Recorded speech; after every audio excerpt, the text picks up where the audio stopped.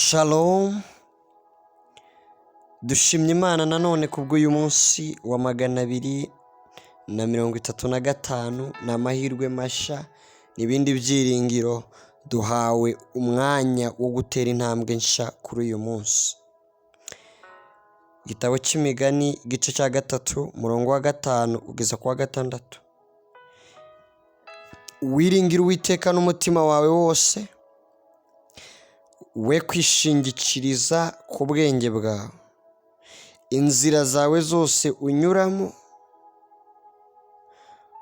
umwemerere akuyobore. Kristo muhereza umutima wawe. Umutima wawe urimo amarira, urimo agahinda, urimo gutenguhwa, wuzuyemo kubeshywa, wuzuyemo urujijo, wuzuyemo kudasobanukirwa no kwibaza ku bintu byinshi. Wikwigora, byikuvuna.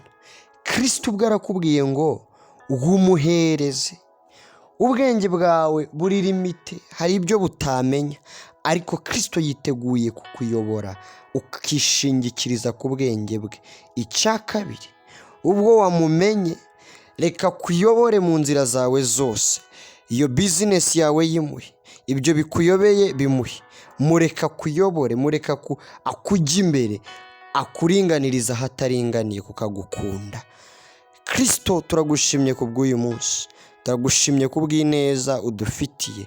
Wowe ugiye kutuyobora, ugiye kuduha ubwenge burenze ubwo twe dufite, bwagiye butuyobya kenshi, ariko ubwawe ni ubw'ukuri n'ubwo kwiringirwa mu buzima bw'umwana wawe.